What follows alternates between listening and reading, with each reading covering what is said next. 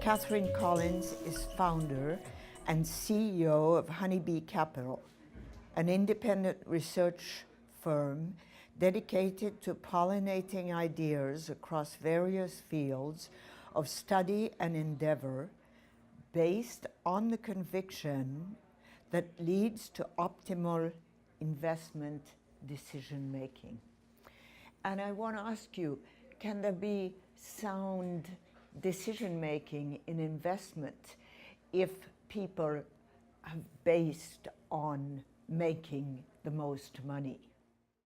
Well, you seized on the question, I think, for all investors. And what's important to me is to define investing in a little broader sense. Financial return is one piece of that, but it's only one piece. When I look at an investment, I try to consider all of the effects of that investment. So there are always environmental impacts, social impacts, community impacts, customer impacts, and to look at that full picture and make a decision based on that full picture, I think leads you to a better decision. And importantly, you can optimize on a number of dimensions, but you can only maximize on one dimension. And so you're right, I think if you're focused solely on maximizing financial return, and especially if you're focused solely on maximizing short-term financial return, that's a very, very narrow view of investing. So at a time where a lot of us are feeling very insecure about our own survival and the survival of the planet because of the way we've been treating our habitat, how do you speak to people about long-term investment?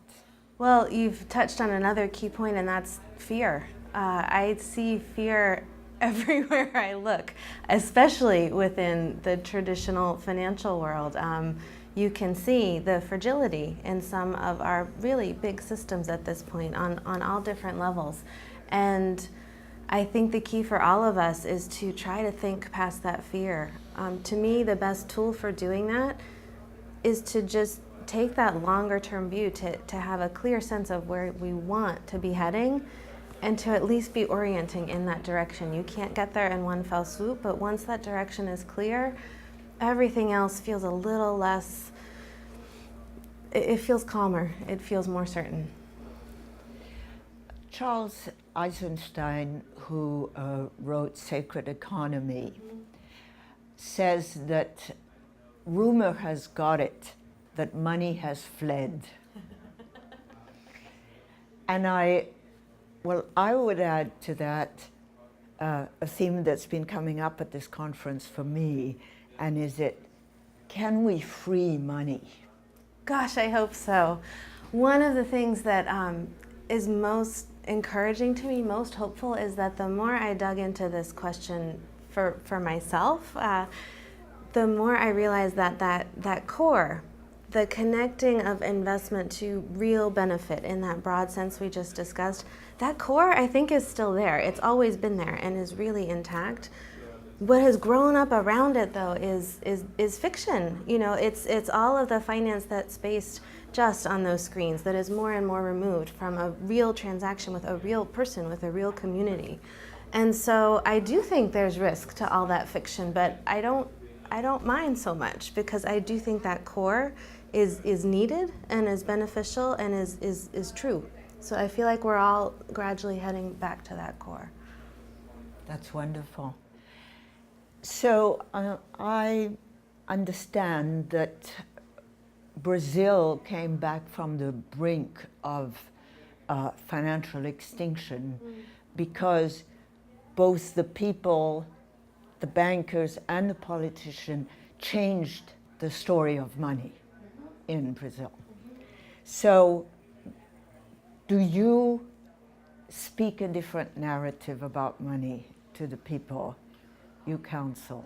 I do. I think, again, money is a tool. It's a tool that we have invented. So we get to decide how to use that tool. And again, I think fear comes into this. It's only fearful when money is a big thing over there, and the financial system attached to money is also this big thing over there.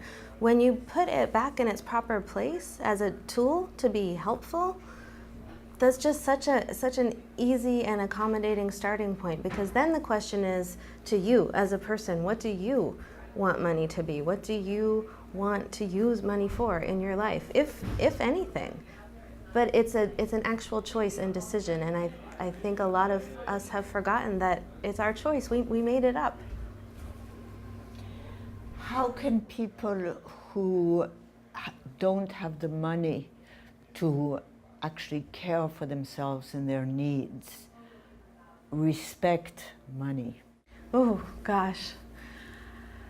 This is a big question, and I worry a little bit about impact investing and social investing, because sometimes it feels like a very luxurious conversation that is being had amongst folks who actually might not have to worry day to day about their physical financial existence.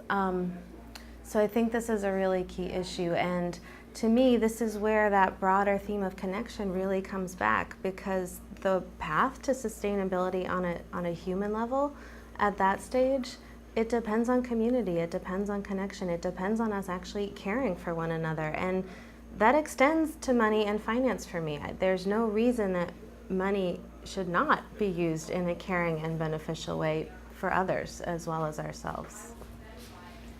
So this is what you speak about, making community and including money in this making of community. Yeah, I think there are two big themes. One is, again, putting money and finance in its proper place as a tool, as a useful, important tool, but a tool, not an entity unto itself.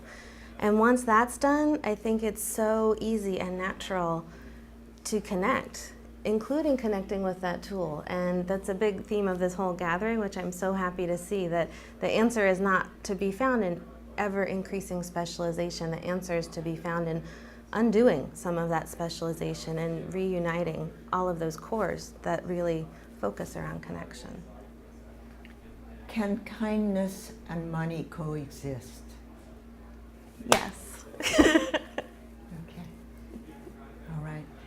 Is there something you would like to say in closing?